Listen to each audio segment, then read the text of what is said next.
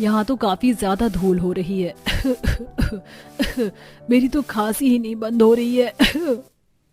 अब तक तो बस घर के कोनों में जाले देखे थे, लेकिन यहाँ तो पेड़ के अंदर भी कोने कोने में जाले हो रखे हैं। अरे मोरी मैया, ये क्या क्या हुआ श्रेया, तुम चिल्लाई क्यों?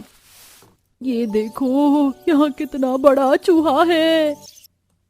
ये पेड़ तो अंदर से किसी पुराने खंडहर महल से कम नहीं है। देखो तो कितनी गंदगी, जाले, चूहे, कीड़े मकोड़े सब कुछ है यहाँ। लेकिन अब तो हमें यहीं अपना गुजारा करना होगा इस पेड़ घर के अंदर।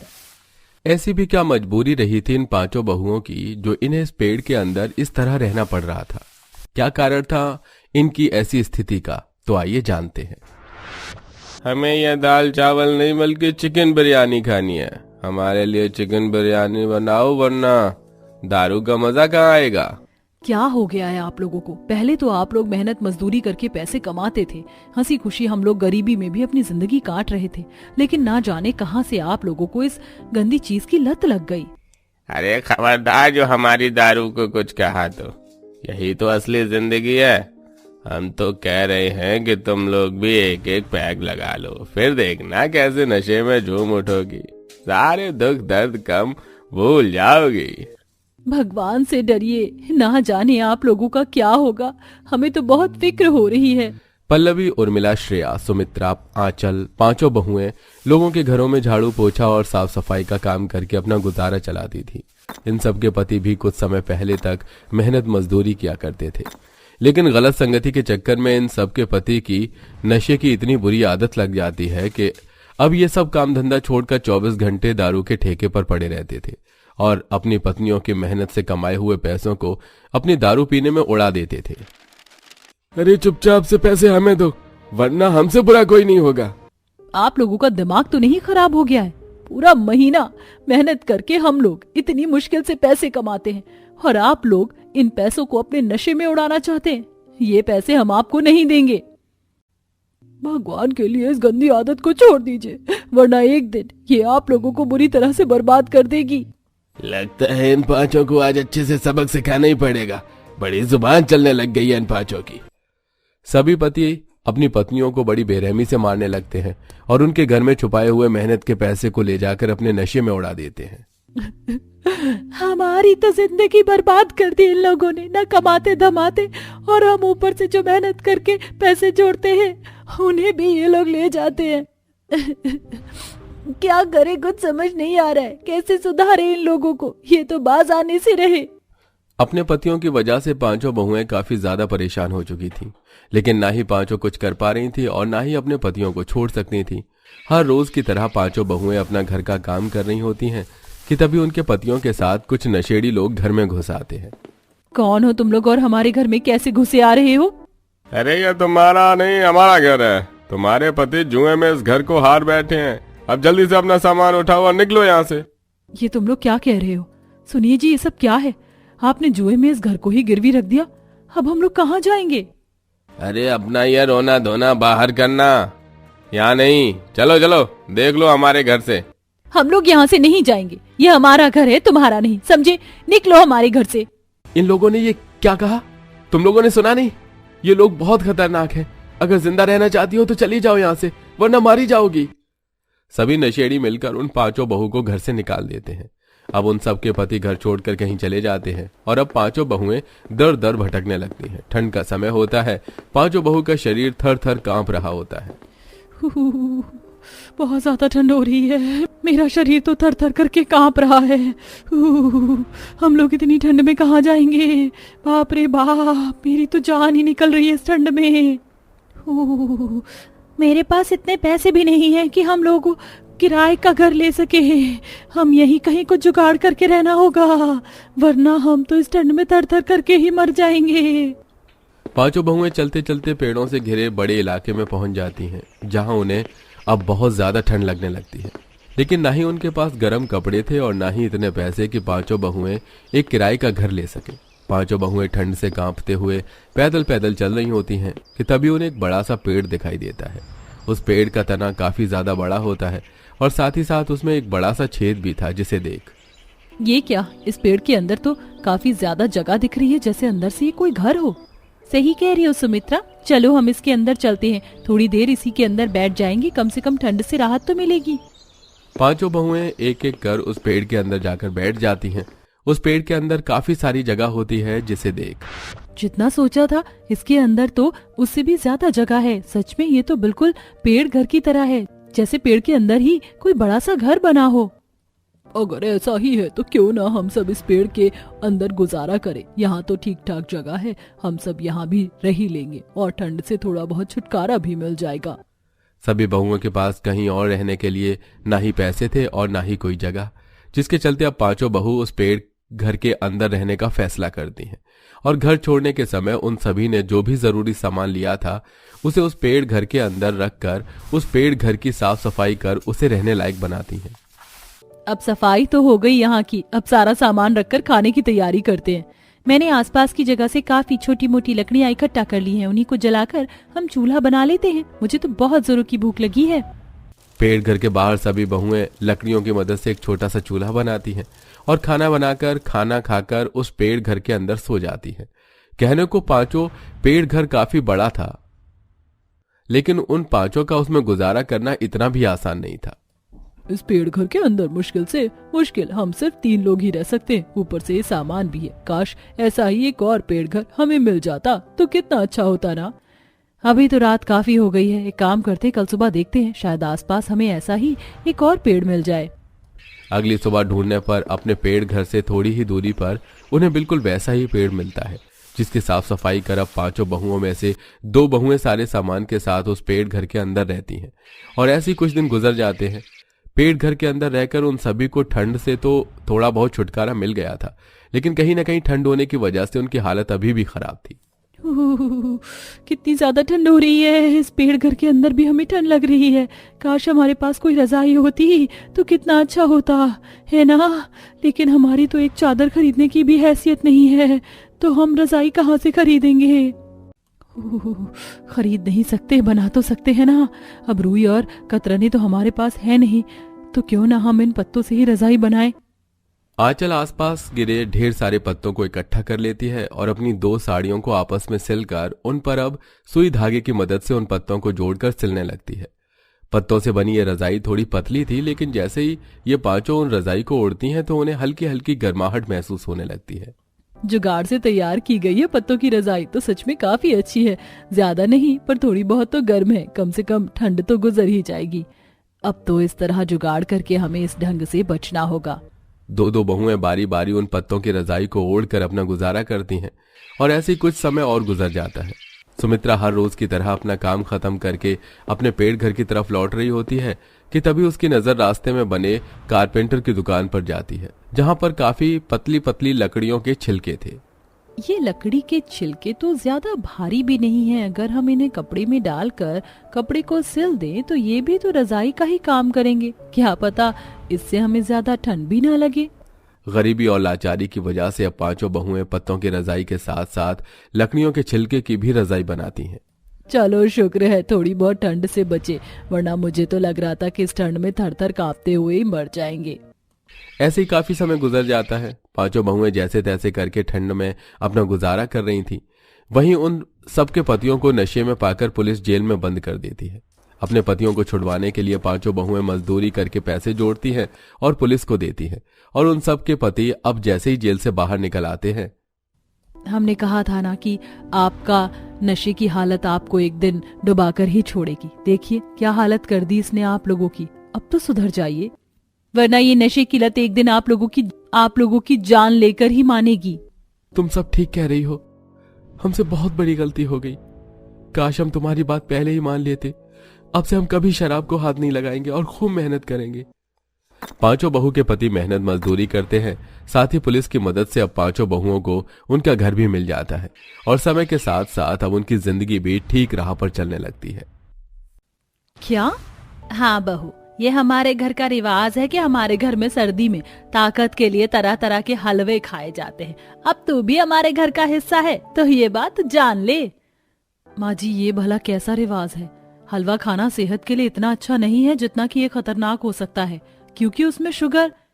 अरे ससुरा कुछ नहीं होता है सुगर वुगर जैसा, मुझे देख लो, बुढ़िया हो गई हलवा खाते खाते, अभी तक एक दांत मुंह से नहीं झड़ा और ना ही कोई परेशानी हुई, जबकि मेरे साथ की तो सारी की सारी स्वर्ग सुधार गई। दादी ने सही कहा भाभी, आप ज्यादा सोच रही हो। सभी की बातों के आगे अदिति कुछ भी नहीं बोल पाई, लेकिन ऐसा भी कौन सा रिवाज था जिसने नई बहू को परेशान कर दिया था? क्या कोई साधारण ही रस्म थी या कुछ और? जानने के लिए चलिए कहानी में पीछे चलते हैं। अदिति बेटा, खाना तो खा लिया, अब एक कप बढ़िया सी चाय और पिला दे। क्या कहा माँ? चाय? माँ नहीं, मुझे नहीं बनानी चाय, मेरा मन नहीं है। कितनी आराम से बोल दिया कि मेरा मन नहीं है।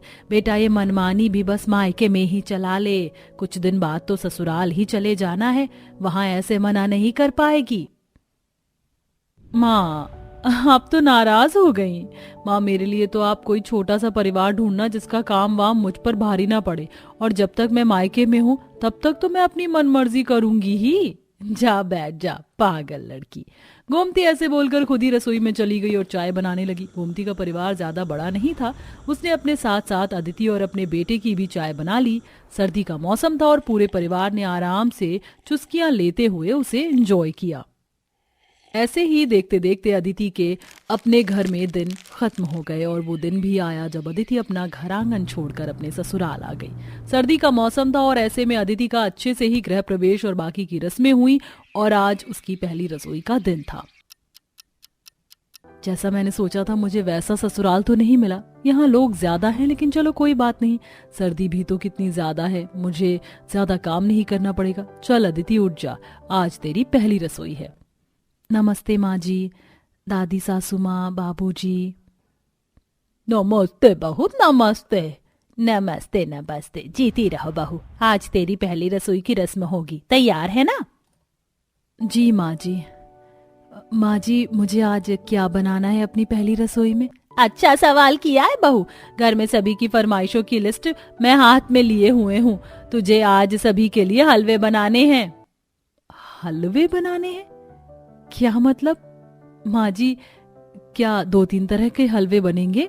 लो कर लो, बात नहीं, बहू आई है और पूछती है कि 2-3 तरह का हलवा। बहू तुझे 10 तरह का हलवा बनाना है, समझी? अदिति अपनी दादी सास के मुंह से 10 तरह के हलवे के बारे में सुनकर चौंक गई। माफ कीजिएगा दादी सास जी, लेकिन 10 तरह का हलवा? हाँ बहू, रसोई में सारा सामान है। तू ना आज लौकी का हलवा, नारियल का हलवा, मूंग दाल का हलवा, सूजी का हलवा, गाजर का हलवा, आलू का हलवा, मैदा का हलवा, रस्क का हलवा, बेसन का हलवा और खजूर का हलवा बना लेना। अदिति का 10-10 तरह के हलवों का नाम सुनकर ही सर चकरा गया और वो बोली, माफ करना माँ, कौन कौन से हलवे बताए? हे भगवान, तू तो हलवों से ही इतना डर गई है, चल मैं तुझे लिख कर देती हूँ। शिल्पा ने 10-10 तरह के हलवों के नाम लिखकर अदिति को पकड़ा दिए। फिर पूरे 10 तरह के हलवों की लिस्ट हाथ में लिए अदिति रसोई में आ गई और फिर उसने अपना काम शुरू किया। हे भगवान, अजीब लोग हैं, इन्हें तो एक ही टाइम में 50 तरह का हलवा खाने को चाहिए। मैं तो भूल भी गई लौकी के हलवे में क्या क्या डाला जाता है। अरे नहीं, मेरा नारियल का हलवा तो जल रहा है। हे भगवान। अदिति बहुत ही ज्यादा परेशान हो रही थी, लेकिन किसी तरह उसने सभी तरह के हलवे बनाकर टेबल पर रख ही दिए। माँ मैंने लौकी का हलवा बनाने को कहा था, भाभी ने बनाया? जी देवर जी, मैंने सभी तरह के हलवे बना दिए हैं। लौकी, नारियल, खजूर, सूजी, दाल, गाजर, रस्क, बेसन, मैदा और आलू, सभी हलवे बिल्कुल अच्छे से बनाए हैं मैंने। वाह नहीं बहू, के आने से सर्दी में रसोई फिर से मीठी हो गई। ये ले बहू तेरा शगुन। शुक्रिया दादी सास जी। बहू अब से बिल्कुल इसी तरह से तुझे रोज 10 नहीं लेकिन 5 तरह के हलवे बनाने होंगे। क्या? हाँ बहू, ये हमारे घर का रिवाज है कि हमारे घर में सर्दी में ताकत के लिए तरह तरह के हलवे खाए जाते हैं। अब तू भी हमारे घर का हिस्सा है तो ये बात जान ले। माँ जी भला ये कैसा रिवाज है? हलवा खाना सेहत के लिए इतना अच्छा नहीं है जितना कि ये खतरनाक हो सकता है, क्योंकि उसमें शुगर। अरे ससुरा कुछ नहीं होती शुगर वुगर जैसा, मुझे देख लो, बुढ़िया हो गई हलवा खाते खाते, अभी तक एक दांत मुंह से नहीं झड़ा और ना ही कोई परेशानी हुई, जबकि मेरे साथ की तो सारी की सारी स्वर्ग सुधार गई। दादी ने सही कहा भाभी, आप ज्यादा सोच रही हो। सभी की बातों के आगे अदिति कुछ भी नहीं बोल पाई, लेकिन मन ही मन उसे ये बात बहुत ज्यादा परेशान कर रही थी कि वो किस तरह से हर रोज सुबह सुबह अलग अलग तरह के हलवे बनाएगी। इसी चिंता में उसका पूरा दिन बीत गया और ऐसे ही फिर अगले दिन। सुनिए माँ जी, सभी के लिए नाश्ते में क्या बनाना है? भाभी, मैं तो आज बादाम का हलवा खाऊंगा। और मैं काजू का हलवा खाऊंगी। मुझे चावल का हलवा खाना है। मुझे केले का हलवा चाहिए। और मुझे शुद्ध देसी घी में सूजी का भंडारे वाला हलवा बनाकर दे दो अदिति। काजू, बादाम, सूजी, केला और चावल, इन सभी के भी हलवे बनते हैं क्या? बहू, तुझे नहीं पता? ये सारे हलवे तो कमाल के लगते हैं। तूने कभी खाए नहीं है क्या? नहीं। अच्छा ठीक है, वैसे मैं YouTube से रेसिपी देखकर बना दूंगी, लेकिन इन सभी चीजों का हलवा बनाने को तो सामान भी चाहिए होगा ना? हाँ बहू, बिल्कुल चाहिए। जा बाजार से ले आ। दादी सास जी, मैं लेकर आऊं? लेकिन सर्दी बहुत है। देखो बहू, तुम्हारे सिवा कोई ऐसा नहीं है जो कि सामान ले आए। बस तुम ही ऐसी हो कि जो सामान ला सकती है, वरना सभी को अपने अपने कामों पर निकलना है। अच्छा ठीक है, मैं लाती हूँ। ना चाहते हुए भी सर्दी में अदिति को ही घर से निकल कर आना पड़ा। सभी तरफ बाहर कोहरा था। ऐसे में घर से निकलकर उसे सर्दी महसूस हुई। हे भगवान, बाहर आकर पता चल रहा है कितनी सर्दी है। जल्दी से सामान लेकर घर आ जाती हूँ। अदिति बेचारी कांपते कांपते घर आई, लेकिन ऐसी सर्दी की हालत में भी उसके ऊपर रहम नहीं हुआ। बाजार से आते ही सभी के लिए उनकी फरमाइशों के हलवे बनाने पड़े। ये भी कोई बात हुई? एक ही दिन में भला 50 तरह के हलवे कौन बनवाता और खाता है? मेरी तो किस्मत ही फूट गई। अब इतनी देर लगाकर इनके हलवे बनाओ और उसके बाद घंटों तक इन बर्तनों को सर्दी में घिसो। मैं तो थक गई हूँ। अदिति बेचारी ने जैसा बोला था वैसा ही किया। पहले उसने सभी को उनकी पसंद के हलवे बनाकर दिए और बाद में सभी बर्तनों को साफ किया। ऐसे ही अब हर रोज होने लगा था। हर रोज ठंड में उससे 5 या 10 तरह के हलवे बनवाए जाते थे, जिनके लिए सामान खरीदने को अदिति को रोज सर्दी में बाजार भी जाना पड़ जाता था। ऐसे ही सिलसिला जारी था कि एक दिन अदिति सुबह सुबह रसोई में हलवा बनाकर बर्तन ही साफ कर रही थी कि तभी घर वालों ने हल्ला मचा दिया। विवेक, विवेक बेटा, क्या हुआ तुझे? माँ, माँ, मुझे सांस नहीं आ रही है। मुझे घुटन हो रही है। अरे जल्दी से डॉक्टर को फोन मिलाओ। सभी घर में अचानक से अदिति के पति विवेक की तबीयत खराब होने की वजह से घबरा गए और डॉक्टर को बुलाया। डॉक्टर ने जाकर जब विवेक की जांच की तो वो बोला, सिम्टम्स के हिसाब से और जितना मुझे एक्सपीरियंस है, मैं दावे से कह सकता हूँ कि यह डायबिटीज के शुरुआती लक्षण है। क्या? डॉक्टर साहब ऐसा मत कहिए। देखिए शिल्पा जी, अगर डाइट अच्छी ना हो तो ये बीमारी आम हो गई है। मैं नहीं जानता कि आपकी फूड साइकिल क्या है, लेकिन एक बात आपको अभी ही समझनी पड़ेगी। अपनी डाइट से एक्स्ट्रा शुगर बिल्कुल रिमूव कर दीजिए और पेशेंट को तो शुगर दिखाइएगा भी नहीं तो ये घुटन वगैरह एक खतरनाक रूप भी ले सकते हैं। डॉक्टर की बात सुनकर सभी को मानो सांप सूख गया। अब विवेक को उम्र भर की बीमारी बन जाने के बाद सभी को एहसास हो रहा था कि उन्होंने रोज रोज हलवा खाकर कितनी बड़ी गलती की थी। उसी दिन से घर में 50 क्या 1 तरह का हलवा बनना भी बंद हो गया। जहां एक दिन में हलवों का शौकीन परिवार कई बार हलवा खाता था, अब एक भी टाइम उन्होंने हलवे का नाम तक मुंह से नहीं निकाला। इसीलिए एक दिन सभी बैठे हुए थे कि तभी अदिति प्याली में करके गाजर का हलवा सभी के लिए लेकर आई। बहू पागल हो गई है, हलवा दे रही है। सुना नहीं था डॉक्टर साहब ने क्या कहा था? अदिति, मेरी ही जान की दुश्मन हो गई हो क्या? ये हलवा क्यों लाई हो? ये हलवा मैंने आपको ही खुश करने के लिए बनाया है। ये शुगर फ्री है। ये मीठा जरूर है, लेकिन इसमें ऐसी मिठास है जो हेल्थ को खराब नहीं करती। मैं बाजार से खास ये शुगर लेकर आई थी। अब आप लोग कभी कभी हलवा बनाकर खा सकते हो। अदिति की बात सुनकर सभी ने झट से प्यालियों को उठा लिया और बड़े ही चाव से हलवा खाया। अब अदिति कभी कभी कोई हलवा बना देती थी, जिससे कि घर वाले भी खुश होते रहते थे और सर्दी में सुबह सुबह उसके ऊपर भी लोड नहीं पड़ता था और अब सब कुछ ठीक हो चुका था।